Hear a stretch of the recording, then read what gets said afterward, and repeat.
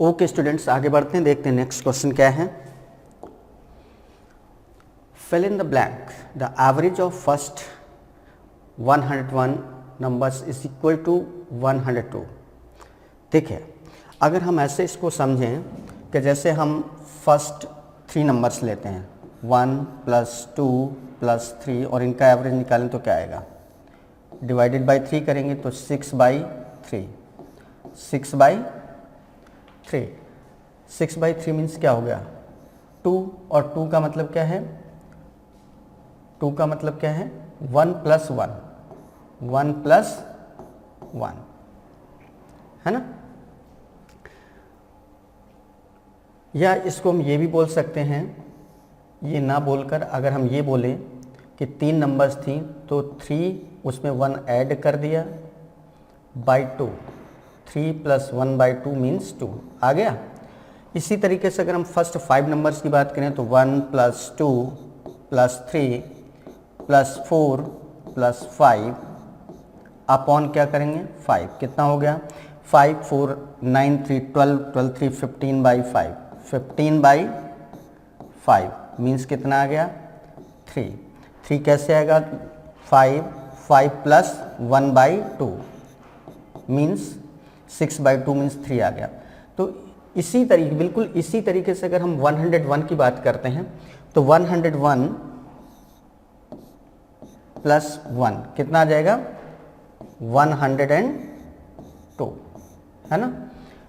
तो इस तरीके से अगर हम इन सब की बात करें तो इसका जो कह रहा था equal to 102 the average of first 101 numbers, 101 numbers हैं, कितने नंबर्स हैं 101 नंबर्स हैं, 101 नंबर्स ले लिया, उसमें 1 ऐड कर दिया 102 आया। 102 को अगर हम डिवाइड कर दें 2 से तो कितना आएगा 51, और 51 क्या है ऑड नंबर है, 51 क्या है ऑड नंबर। तो इस तरीके से इस क्वेश्चन का आंसर क्या आ जाएगा बच्चों ऑड। ठीक है, तो यही क्वेश्चन पूछा था कि औसत 102 के बराबर है कब, जब हम ऑड नंबर्स की बात करते हैं। ठीक, नेक्स्ट क्वेश्चन देखते हैं। 2 circles of diameters 2 cm and 5.6 cm are such that the distance between their centers is 8.2 cm. What is the length of a common tangent to the circle that does not intersect the line joining the centers? 2 centimetre और 5.6 centimetre व्यास वाले 2 ऐसे वृत्त हैं जिनके केंद्रों के बीच की दूरी 8.2 सेंटीमीटर है। वृत्तों की उसी उभयनिष्ठ स्पर्श रेखा की लंबाई क्या होगी जो केंद्रों को मिलाने वाली रेखा को प्रतिच्छेद नहीं करती है। 2 वृत्त हैं इस तरीके से, एक इस तरीके से, एक की रेडियस क्या है बच्चों 2 सेंटीमीटर है, इसकी रेडियस क्या है 2 सेंटीमीटर, इसकी रेडियस क्या है बच्चों 5.6 सेंटीमीटर। ये इसका सेंटर है C1, इसका सेंटर है C2। उभयनिष्ठ स्पर्श रेखा की लंबाई क्या होगी, ठीक है, उभयनिष्ठ स्पर्श रेखा इस तरीके से स्पर्श करते हो, इस तरीके से जाएगी, इस स्पर्श रेखा की लंबाई, या इधर भी बना सकते हैं ऐसे, इस स्पर्श रेखा की लंबाई क्या होगी, length of tangent, length of tangent ये क्या होगा, लेंथ ऑफ टेंजेंट ये होगा अंडर रूट दोनों सेंटर्स के बीच की दूरी C1 C2 का square minus R1 minus R2 का स्क्वायर, है ना। ये होगा जब ये सिचुएशन होती है तो यहाँ R1 माइनस R2 होता है, अगर इस तरीके की सिचुएशन होती है तो R1 + R2 होता है। वैल्यू रखेंगे यहाँ पर, ये C1 C2 यहाँ से यहाँ तक के डिस्टेंस कितनी दिया है 8.2 सेंटीमीटर, ये डिस्टेंस है 8.2 सेंटीमीटर, तो ये हो गया 8.2 का square minus R1 minus R2 means 5.6 minus 2 का स्क्वायर, तो ये हो जाएगा आपका अंडर रूट 8.2 का स्क्वायर माइनस 3.6 का स्क्वायर, है ना। इसको सॉल्व करेंगे तो बच्चे क्या हो जाएगा अंडर रूट ए स्क्वायर माइनस बी स्क्वायर, तो ए प्लस बी ए माइनस बी, तो ये हो जाएगा 8.2 प्लस 3.6 इंटू 8.2 माइनस 3.6 ये आ जाएगा। इसको सॉल्व करेंगे तो 8 3 11.8 इंटू ये आ जाएगा 12 में से 6 5 में से 3 ये आ जाएगा, है ना। तो 11 5 जा 12 5 जा 60 और ये आपका आ जाएगा 12 5 जा 60 से थोड़ा सा ज़्यादा 8 सेंटीमीटर आ जाएगा। इसको सॉल्व करेंगे कितना आ जाएगा 8 सेंटीमीटर, है ना। तो इस तरीके से इसका जो आंसर आएगा बच्चों क्या आ जाएगा, ऑप्शन नंबर सी। तो सिचुएशन समझ में आई किस तरीके से इस क्वेश्चन को एक्सप्लेन किया गया है और क्या क्या यहाँ पर समझना था। जब ये सिचुएशन होती तो बस ये ध्यान रखना है यहाँ पर R1 माइनस R2 होता है, और अगर ऐसे ट्रांसवर्स इस तरीके से होता है तो यहाँ पर R1 प्लस R2 हो जाता है। बाकी वही फॉर्मेट रहता है जो पीछे हम लोग डिस्कस कर चुके हैं, ठीक है ना। चले अब बात करते हैं नेक्स्ट क्वेश्चन की। निम्नलिखित में कौन सी संख्या 11, 13 और 7 से पूर्णतः विभाज्य है? विच among the following numbers is exactly divisible by 11, 13 and 7? बच्चों ऐसी कौन सी नंबर है जो 11 से भी डिविजिबल होगी, 13 से भी डिविजिबल होगी और 7 से भी डिविजिबल? जाहिर सी बात है जो इन सब का क्या होगा, एलसीएम, है ना। 11, 13 और 7 इन सब का एलसीएम क्या होगा, इन सब का एलसीएम होगा 1001, और 1001 से कंप्लीटली अगर हम डिविजिबिलिटी की बात करें तो यहाँ पर है 13 लास्ट में, यहाँ पर है 35, 6, 35, 4, 6 यहाँ पर है। तो इस तरीके से साफ साफ नजर आए इसका जो ऑप्शन नंबर सेकंड है मीन्स 624, 624, 624, 624, क्योंकि इतना पार्ट बिल्कुल सेम है तो यही इसकी पहचान होती 1001 से, मतलब दोनों पार्ट क्या होना चाहिए, इक्वल। तो इस बेस पर इस क्वेश्चन का आंसर क्या आ जाएगा, 624, 624, जो कि ऑप्शन नंबर बी में दिया गया है। बात समझ में आ गई। हमसे पूछा गया था कि ऐसी नंबर जो 11, 13 और 7 से विभाजित हो, तो 11, 13 और 7 से विभाजित होने वाली नंबर क्या होगी, इसके लिए हमें देखना पड़ेगा कि इन तीनों नंबर्स का एलसीएम क्या होगा। तो इन तीनों नंबर्स का एलसीएम क्या है, इन तीनों नंबर्स का एलसीएम क्या है, 1001, और 1001 से जो नंबर डिविजिबल होगी, यहाँ पर देखिए ये डिविजिबल नहीं है क्योंकि यहाँ दोनों पार्ट अगर बीच से अलग अलग करें तो दोनों पार्ट अलग हैं, यहाँ पर भी दोनों पार्ट अलग, बट यहाँ पर 624, 624 दोनों पार्ट बिल्कुल क्या है, सेम है। यही इसकी पहचान है कि ये 1001 से क्या होगी, पूर्णतः डिविजिबल होगी। तो इस बेस पर इस क्वेश्चन का जो करेक्ट आंसर होगा वो क्या होगा, option number B, that is 624, 624। Clear. बात करते हैं next question. A B C D E F G H is a regular octagon inscribed in a circle with a center at O. The ratio of angle OAB to ratio angle AOB is equal to, O केंद्र वाली एक वृत्त के अंदर एक नियमित अष्टभुज है, तो कोण OAB तथा AOB का अनुपात क्या होगा। देखिए अष्टभुज बनाना है,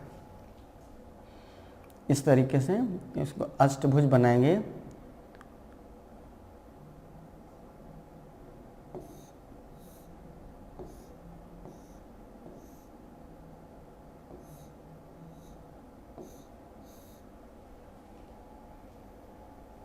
एक दो तीन चार पाँच छः सात आठ,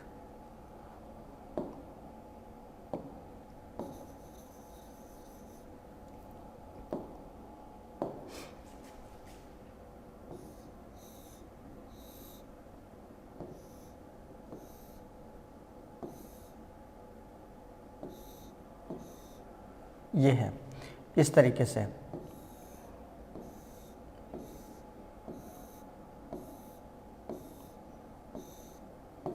अष्टभुज हो गया, 1 2 3 4 5 6 7 8।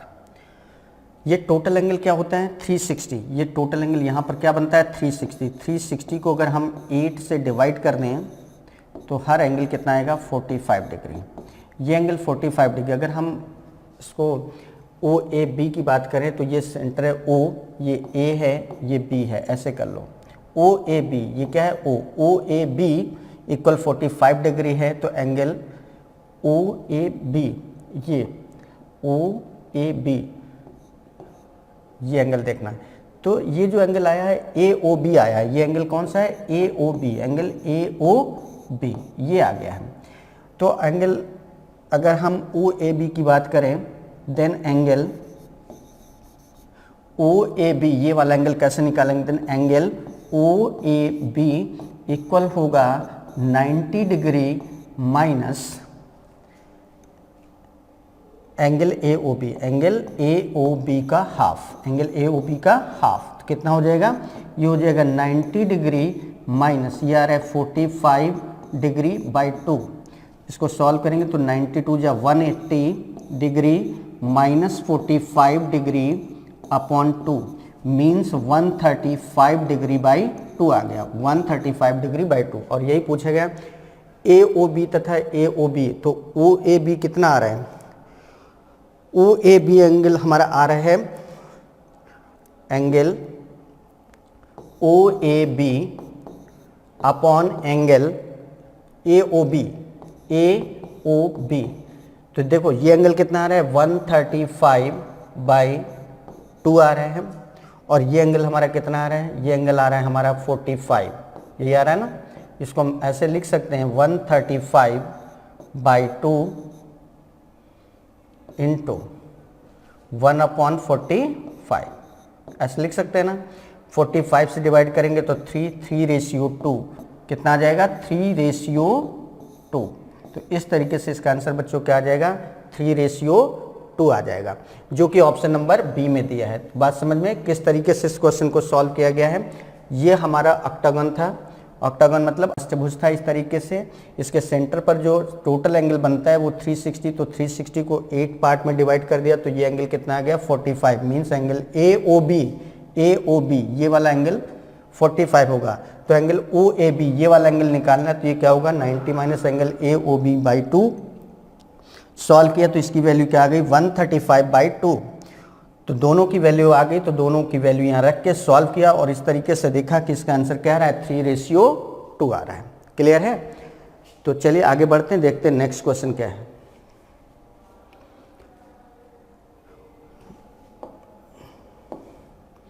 A shopkeeper normally allows a discount of 10% on the market price of each article. During a sale season, he decides to give 2 more discounts, the first being at a rate of 50% of the original and the second at a rate of 40% of the first. What is the percentage rate of equivalent single discount? एक दुकानदार आमतौर पर प्रत्येक वस्तु के अंकित मूल्य पर 10% की छूट देता है। एक सेल सीजन के दौरान वह 2 और छूट देने का निर्णय लेता है। पहली छूट मूल छूट के 50% की दर से और दूसरी छूट पहली की 40% की दर से। इन छूटों के समतुल्य एकल छूट प्रतिशत क्या होगी। देखिए जैसा कि कंडीशन दिया है, एक सेल सीजन के दौरान वह 2, पहली छूट तो ओरिजिनल जो डिस्काउंट है वो बच्चों क्या है, ओरिजिनल जो है वो 10% है। कितना है 10% है। फिर इसके बाद वो इसका 50% देता है, तो 10 का 50% कितना होगा, 10 का 50% अगर हम निकालें तो कितना आ जाएगा 5% आएगा। फिर अगला जो है वो इसका 40% है, 5 का 40%, तो 5 का 40%, 5 का 40% कितना हो जाएगा बच्चों 40 में से 200 2% है ना। बस इसको सॉल्व करना है। तो देखिए अगर किसी भी चीज़ की MRP हम क्या ले लें, MRP है हमारी 100, MRP 100, तो उस पर पहले डिस्काउंट 10%, तो कितनी वैल्यू रह जाएगी 100 इंटू 90/100 हो जाएगा, ये हो गया। फिर उस पर 5% का डिस्काउंट, तो वैल्यू क्या रह जाएगी 95/100। अब फिर उस पर 2% का डिस्काउंट मीन्स 98/100। अब इसको सॉल्व करेंगे तो एक 100 से ये 100 कैंसिल, यहाँ पर बच्चों 1 0 से 1 0 कैंसिल हो जाएगा। 5 से डिवाइड करेंगे तो 19 आ जाएगा, 5 से डिवाइड करेंगे तो 2 आ जाएगा। यहाँ पर 2 से डिवाइड करेंगे तो 49 आ जाएगा और ये 50 आ जाएगा। कितना आ जाएगा 50। तो फाइनली देखिए क्या बचा, ये बचा 9 इंटू 19 करेंगे तो 171 आ जाएगा। 171 इंटू 49 अपॉन कितना आ जाएगा, यहाँ 2 है या 50, 52 जा 100 है ना। तो ये आ जाएगा आपका 1.71, इससे डिवाइड करें तो 1.71 आ जाएगा इंटू 49, बस इतने को मल्टीप्लाई करो तो 9 1 जा 9, 9 7 जा 63, 9 1 जा 9 6 15 है ना, इंटू 4 1 जा 4, 4 7 जा 28, 2 4 1 जा 4 एंड 2 6, 9 3 4 7, कितना आ जाएगा 583 6171 8, ये तो आएगा 83.79 मीन्स जिस चीज़ की MRP 100 थी उसकी वैल्यू क्या रह गई, 100 की वैल्यू रह गई 83.79। तो इक्विवेलेंट डिस्काउंट कैसे निकालेंगे, इसमें माइनस कर दो तो समतुल्य जो छूट होगी इक्विवेलेंट डिस्काउंट जो आएगा, इक्विवेलेंट डिस्काउंट हो जाएगा आपका, इक्विवेलेंट डिस्काउंट क्या हो जाएगा 100 में से 83.79 माइनस कर देंगे तो फाइनली कितना आ जाएगा 16.21%, कितना आ जाएगा 16.21%। और 16.21% देखो बच्चों कहाँ पर दिया, ऑप्शन नंबर बी में दिया है। तो इस तरीके से इस क्वेश्चन का जो आंसर है वो कितना आ जाएगा 16.21। कैसे किया गया है वो देख लीजिए। ओरिजिनल जो था वो 10% था, फिर अगला छूट जो था उसका 50%, तो 10 का 50% 5%। उसके बाद का जो था वो इसका 40%, तो 5 का 40% मीन्स 2%। तो 3 छूट सक्सेसिव हैं। अगर हम MRP 100 लेते हैं तो MRP 100 है तो पहली छूट अगर 10% तो वैल्यू रह जाएगी 90%, 90/100। अगली छूट है 5% तो वैल्यू क्या रह जाएगी 95/100। अगली छूट है 2% तो वैल्यू क्या रह जाएगी 98%। और इस तरीके से इसको सॉल्व किया तो क्या आ जाएगा 83.79। मतलब 100 रुपीज़ जिस चीज़ की MRP थी फाइनल उसकी वैल्यू 83.79 हो गई, तो जो डिफरेंस आया वही तो छूट मिली होगी। तो डिफरेंस कितना आ रहा है 16.21, और 100 का 16.21 क्या होता है 16.21%, 100 का वो नंबर उतने परसेंट होती है। तो इस तरीके से जो इक्विवेलेंट डिस्काउंट बनेगा वो क्या बनेगा 16.21%। क्लियर है ना। चलिए नेक्स्ट क्वेश्चन देखते हैं। निम्नलिखित में से कौन सी एक अपरिमेय संख्या है, विच among the following is an irrational quantity. देखिए पहला जो दिया है 1030 1060, 1030 1060, इसको जरा चेक करके देखो। 1030 की वैल्यू 1/√3, 1060 की वैल्यू √3, कैंसिल हो गया, फाइनल वैल्यू क्या आ गई 1। ये रेशनल नंबर है, इरेशनल नहीं है, ठीक है। दूसरा चेक करते हैं sin 30, sin 30 की वैल्यू क्या होती है बच्चों, sin 30 डिग्री की वैल्यू 1/2 थी, ये भी रेशनल है। फिर क्या दिया है 1045, 1045 डिग्री की वैल्यू 1 होती है, ये भी रेशनल है। फिर आगे आपका cos 30 की वैल्यू क्या होती है √3/2, और यही इरेशनल है। तो इस तरीके से यहाँ पर जो आंसर जाएगा वो जाएगा ये जो cos 30 means option number 4, option number D, ठीक है डी 4 मतलब cos 30 ही क्या है इरेशनल। बात समझ में आई। हर एक को हमें चेक करना पड़ेगा। 1030 1060 की वैल्यू हमने चेक करी तो ये क्या आ रहा है 1030 की वैल्यू 1/√3, 1060 की वैल्यू √3, तो इक्वल क्या आ गया 1, ये रेशनल है। sin 30 की वैल्यू 1/2 होती है, ये भी रेशनल है। 1045 की वैल्यू 1 होती है, ये भी रेशनल है। बट cos 30 जैसे ही हमारी नज़र जाती है तो cos 30 क्या आता है √3/2, यहाँ पर रूट आ गया, इसलिए ये क्या हो गया इरेशनल। और यही पूछा गया था कौन सी नंबर ये कौन सा इन चारों में से इरेशनल है, तो आंसर क्या जाएगा cos 30 means option number D, that is 4, ठीक है ना। क्योंकि चौथे नंबर पे cos 30 दिया है तो डी मतलब फोर्थ नंबर जो इन चार में से कौन सा था, तो चौथा नंबर मतलब डी cos 30, यही क्या है इरेशनल। तो इस तरीके से यहाँ पर इसका आंसर क्या होगा cos 30 हो जाएगा। क्लियर है। चलिए अब बात करते हैं नेक्स्ट क्वेश्चन के।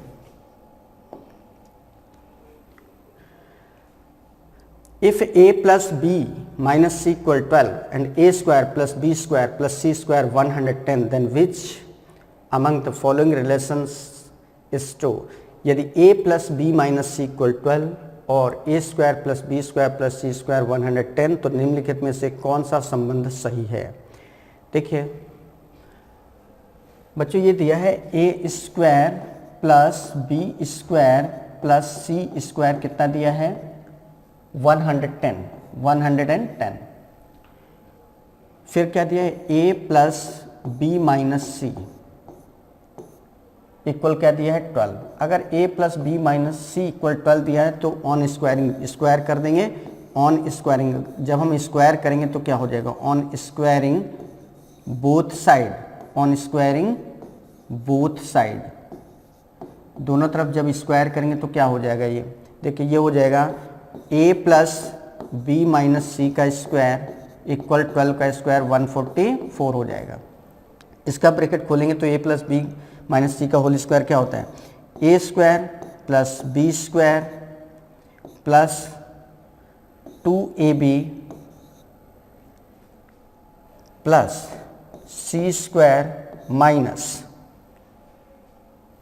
2ab minus 2ab minus 2bc ये होता है इक्वल क्या हो गया 144 हो गया। तो यहाँ से देखिए इसको और इसको एक साथ ले लेते हैं तो ये हो जाएगा आपका A square plus B square plus C square, और बाकी बच्चा उसको एक साथ ले लें तो क्या बचेगा प्लस 2 कॉमन हो गया तो ये बचेगा ए बी माइनस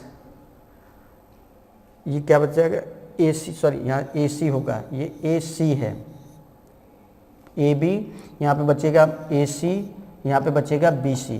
क्लियर, ये आ गया इक्वल 144।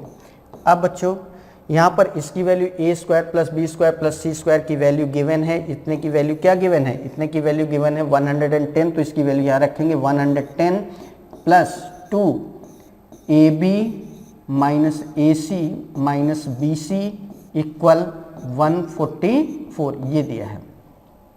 एक काम करते हैं इसमें से इसको माइनस कर देंगे तो यहाँ से 2 A B minus A C minus B C equal क्या आ गया 144 माइनस 110 कितना आ गया 34, कितना आ जाएगा 34। तो ये 2 इधर कर देंगे तो A B minus A C minus B C की वैल्यू क्या आ जाएगी 34/2 मीन्स 17 है ना। तो A B minus A C minus B C की वैल्यू क्या आ जाएगी 17, और यही पूछा गया था। तो A B minus A C minus B C equal 17, A B minus B C minus A C, A B minus B C minus A C equal 17। तो इस तरीके से आंसर कौन सा जा रहा है एस वाला सेटिस्फाई हो रहा है। ये सेटिस्फाई नहीं हो रहा है, ये भी सेटिस्फाई नहीं हो रहा है क्योंकि यहाँ माइनस यहाँ प्लस है, ये भी सेटिस्फाई नहीं हो रहा है। केवल कौन सा सेटिस्फाई हो रहा है ये एस वाला, ये वाला पूरा का पूरा एज इट इज लिखा है, तो इसलिए इसका आंसर क्या होगा ये। तो देखा आपने किस तरीके से हमने किया है इस क्वेश्चन को, बहुत अच्छा सा क्वेश्चन था। फिर से एक बार समझ लेते हैं क्या है। A square plus B square plus C square equal 110 दिया था, फिर a plus B minus C equal 12 दिया था। अब इसको हमने दोनों तरफ स्क्वायर किया तो ये बन जाएगा, जब दोनों तरफ स्क्वायर करेंगे तो 12 का इसका तो 144 हो जाएगा, बट इसका जब स्क्वायर करेंगे तो ये होता है A square plus B square plus 2ab plus C square minus 2ac minus 2bc equal 144। A square B square C square एक साथ लिख लिया, बाकी को एक साथ लिख लिया, और इतने की वैल्यू 110 दिया था, ये वैल्यू यहाँ रखी और फिर सॉल्व किया तो इससे A B minus A C minus B C की वैल्यू क्या आ गई 17, जो कि एस नंबर पर जो दिया है उससे सेटिस्फाई कर रहा है। तो इसलिए इसका आंसर क्या हो जाएगा ऑप्शन नंबर डी। ये था आपका क्वेश्चन। चलिए बात करते हैं नेक्स्ट क्वेश्चन की। Given that the length of the path of a ball thrown with different speed by 2 boys are same if they take 0.6 seconds and 1 seconds respectively to cover the said length, what is the average speed of travel for the first throw if the same for the second is 96 km/h। दिया है कि दो लड़कों द्वारा अलग अलग गति से प्रक्षेपित गेंद के मार्गों की लंबाइयां समान हैं। यदि वे उक्त लंबाई को तय करने के लिए क्रमशः 0.6 सेकंड और 1 सेकंड लेते हैं तो दूसरे प्रक्षेप की औसत गति 96 किलोमीटर प्रति घंटा, तो पहले प्रक्षेप की औसत गति क्या होगी। देखिए 96 किलोमीटर पर आवर दिया है, 96 किलोमीटर पर आवर। इसको मीटर पर सेकंड में अगर हम चेंज करेंगे तो क्या होगा, 96 इंटू 5/18, 5/18 यही करते हैं ना। तो 6 से डिवाइड कर देंगे, तो 6 से डिवाइड करेंगे, 6 3 जाए 18, 6 से डिवाइड करेंगे तो ये 16, 16 5 जाए 80/3 आ जाएगा। कितना आ जाएगा, 80/3। और ये जो 80/3 है वो बच्चों कितने सेकंड में है, 0.6 सेकंड में, 0.6 सेकंड में। तो 80/3 है 0.6 सेकंड में, तो 0.6 इंटू 1 सेकंड कर देंगे, कितना आ जाएगा, 80/3 6 18, 1.8 इतना आ गया। तो अब इसको हमें क्या करना है, पहले वाले से कंपेयर करना है, तो इसको किलोमीटर पर आवर में चेंज करना है। तो 80/1.8 ये आ गया, इनटू इसका उल्टा कर देंगे, 18/5 से मल्टीप्लाई कर देंगे, 18/5 है ना। तो ये कितना आ जाएगा, इससे डिवाइड करेंगे तो कितना आ जाएगा, 1.8 से 18 को डिवाइड करेंगे 10, 5 से इसको डिवाइड किया 2, 82 जा कितना हो गया, 160 किलोमीटर पर आवर आ जाएगा। तो इस तरीके से इस क्वेश्चन का आंसर जो आएगा बच्चों वो 160 किलोमीटर पर आवर, जो कि ऑप्शन नंबर सी में दिया हुआ है। क्लियर। तो इस तरीके से इस क्वेश्चन का जो सही आंसर होगा वो क्या होगा, 160 किलोमीटर पर आवर। फिर से एक बार समझिए, एक की स्पीड क्या थी, 96 किलोमीटर पर आवर, इसको हमने मीटर पर सेकंड में चेंज किया। तो इसके लिए हमने क्या किया, 5/18 से मल्टीप्लाई किया, तो ये आ गया 80/3। बट ये 80/3 इतने सेकंड में कवर करता है, 0.6 सेकंड में। तो 80/3 0.6 सेकंड में, तो 1 सेकंड में कितना है, 80/3 को 0.6 से डिवाइड किया, 1 से मल्टीप्लाई किया, तो ये आ जाएगा 80/1.8। अब इसको इसकी दूसरी वाली की स्पीड आ गई, क्योंकि वो 1 सेकंड में कवर कर रहा था, उसकी सेकंड में जो 1 सेकंड में कितना मूव करता है वो पता चल गया। तो इसको किलोमीटर पर आवर में चेंज करना था। तो बस जब किलोमीटर पर आवर को मीटर पर सेकंड में चेंज करते हैं तो 5/18 से मल्टीप्लाई करते हैं। तो अगर इसका उल्टा करना हो, मीटर पर सेकंड में निकल के आ रहा है, इसको किलोमीटर पर आवर में चेंज करना, तो 18/5 से मल्टीप्लाई कर देंगे। तो 18/5 से जब आप मल्टीप्लाई करेंगे तो क्या आ जाएगा, 160 किलोमीटर पर आवर। तो इस क्वेश्चन का जो आंसर आएगा बच्चों क्या होगा, ऑप्शन नंबर सी। देखते हैं नेक्स्ट क्वेश्चन क्या है।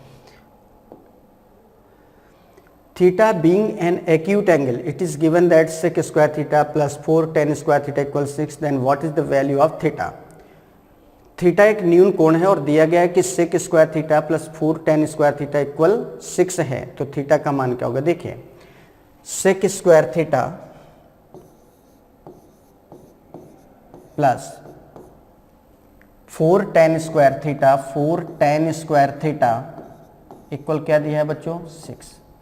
एक काम करते हैं, जहां पर sec स्क्वायर थीटा लिखा वहां पे हम लिख सकते हैं 1 + tan स्क्वायर थीटा। तो ये हो गया 1 + tan square theta plus 4 tan square theta equal क्या हो गया, 6। तो ये हो जाएगा 1 + 5 tan square theta, 1 + 5 tan square theta equal 6 हो गया। अब इसमें माइनस कर देंगे तो इससे 5 tan स्क्वायर थीटा की वैल्यू क्या आ जाएगी, 5 tan square theta equal 6 - 1 that is 5।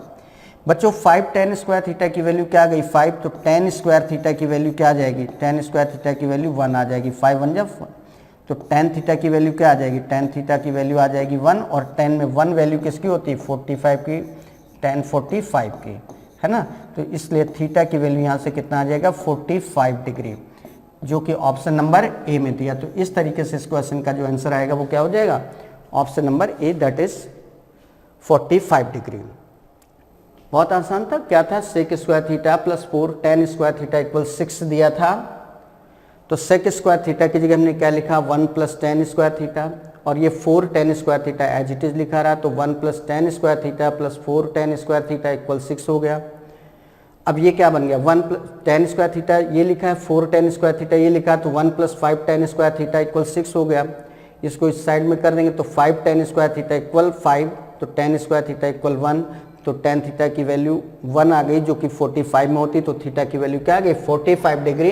तो इस तरीके से आपका option number A correct answer हो गया, ठीक है ना। अब बात करते हैं नेक्स्ट क्वेश्चन के। A book has been co-authored by X and Y.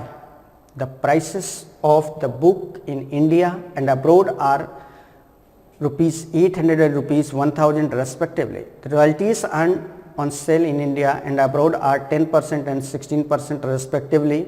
The royalty amount is distributed among X and Y in the ratio 5:3. The given bar graph presents the number of copies of the books sold in India and abroad during 2012 to 2016. एक पुस्तक का सहलेखन X और Y द्वारा किया गया है। भारत में और विदेश में पुस्तक का मूल्य क्रमशः 800 रुपये और 1000 रुपये है। भारत में और विदेश में बिक्री पर अर्जित शुल्क क्रमशः 10% और 16% है। रॉयल्टी की धनराशि को X और Y के बीच 5:3 के अनुपात में वितरित किया गया है। तो दिया गया स्तंभ आरेख 2012 से 16 के दौरान भारत ए और विदेश बी में पुस्तकों की संख्या को दर्शाता है। तो देखिए क्वेश्चन इस पे क्या बनाया गया है।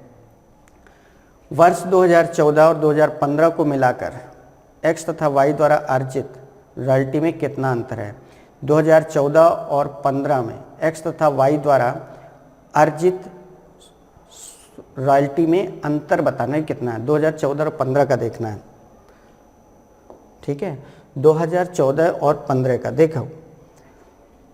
2014 में ये कितना है बच्चों 3.5, ये कितना है 5, 3.5 और ये 5, 3.5 और ये कितना है 5, टोटल इतना हुआ। 100 के मल्टीपल में चल रहा है तो इंटू 100 और एक पहले वाले के लिए रॉयल्टी कितना है 800 और उसका परसेंटेज कितना है 10/100 ये आ जाएगा। अब अगर दूसरे वाले की बात करें तो इसका कितना है 4.5 और इसका कितना है 5.5, तो ये हो जाएगा 4.5 प्लस 5.5। इसमें भी वही काम 100 के मल्टीपल में है तो 100 इंटू इसकी रॉयल्टी कितनी है 1000 बट इसका परसेंटेज कितना है 16% तो 16/100 हो गया। अब इसको सॉल्व करेंगे तो इसको जब सॉल्व करेंगे तो क्या आ जाएगा 8.5, इससे ये कैंसिल हो गया 8.5 इंटू 8000 है ना। तो कितना हो जाएगा ये 8000 इंटू 8 64 4 68,000 कितना हो जाएगा 68,000 हो जाएगा ना। अब इसको जब सॉल्व करेंगे तो क्या आ जाएगा देखिए ये हो जाएगा 4.5 5.5 10, इधर ये 100 से 100 कैंसिल हो जाएगा इंटू 16,000 ये तो आया। टोटल कितना हो गया 1,60,000 1,60,000 बच्चों टोटल आ रहा है इतना। तो टोटल यहाँ पर देखो कितना हो गया, टोटल हो गया, टोटल जो है वो कितना हो जाएगा 1,60,000 और 68,000 ये आ गया। टोटल कितना हुआ 0,008 और ये 2,28,000 आ गया है ना। तो क्वेश्चन में देखिए एग्जैक्टली पूछा गया था अंतर कितने का है। तो अंतर पूछा गया था तो देखिए अंतर बताना है तो इसका है 1,60,000 ये नहीं टोटल, ये टोटल नहीं पूछा गया था, डिफरेंस पूछा गया था। तो डिफरेंस कितना हो जाएगा, डिफरेंस हो जाएगा बच्चों 1,60,000 माइनस कितना करना है 68,000 कितना हो गया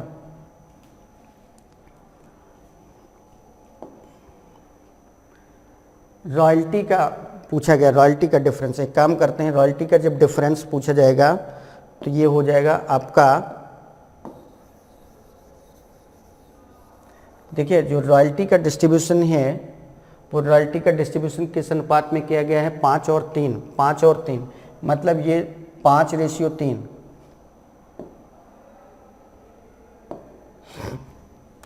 5:3 का मतलब ये हो गया ये 8 भाग हो गया, 8 भाग की वैल्यू कितनी है 2,28,000 है ना। ये 8 भाग के बराबर है तो इनका डिफरेंस 5 और 3 का डिफरेंस कितना है 2 से डिवाइड करो, 2 चौको 8, 4 से डिवाइड करेंगे तो 4 पंचे 20, 2 4 7 28 57,000।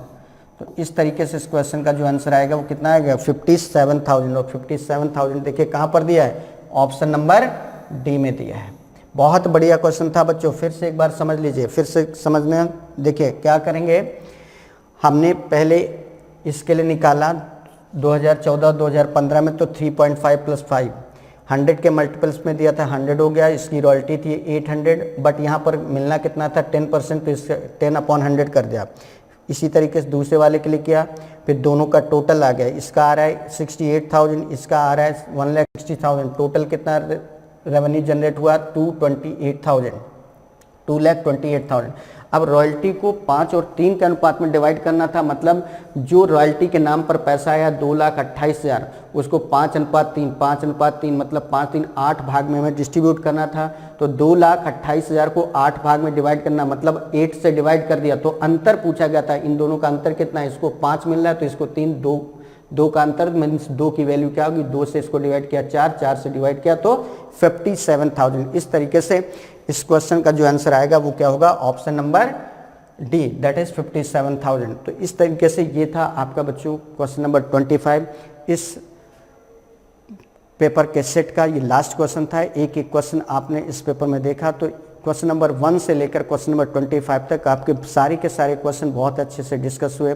I hope so you all understand all the things very well. एक एक क्वेश्चन बहुत अच्छे से आपको समझ में आया होगा और इस पेपर डिस्कशन का आप पूरा का पूरा भरपूर फ़ायदा उठा रहे हैं। बहुत अच्छा चल रहा है, सब कुछ बहुत अच्छा हो रहा है, क्योंकि पेपर डिस्कशन बहुत ही ज़रूरी है, जिससे कि आपको पूरा आइडिया लगता है कि कैसा पेपर आता है, किस तरीके के क्वेश्चन बार बार रिपीट होते हैं, कौन सा क्वेश्चन ऐसा होता है, कौन से टॉपिक का क्वेश्चन जो ज़रूर पूछा जाता है, या किस नेचर का क्वेश्चन ज़रूर पूछा जाता है। ये सारी की सारी चीज़ें आपको यहाँ पर बहुत अच्छे से पता चल पा रही हैं। इसलिए पेपर डिस्कशन पे आपका पूरा का पूरा ध्यान केंद्रित तो होना चाहिए।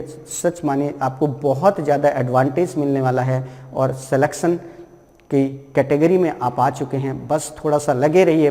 तो इसी उम्मीद के साथ कि अब हम लोग नेक्स्ट पेपर की चर्चा करेंगे अगली बार। तो आज आपने इतना भरपूर सहयोग दिया, पूरे अच्छे मन से, अच्छे चित्त से हमारी चीज़ों को समझा, पेपर के एक एक क्वेश्चन को बहुत अच्छे से सीखा। इस सब के लिए आप सबको बहुत बहुत शुक्रिया, बहुत बहुत धन्यवाद।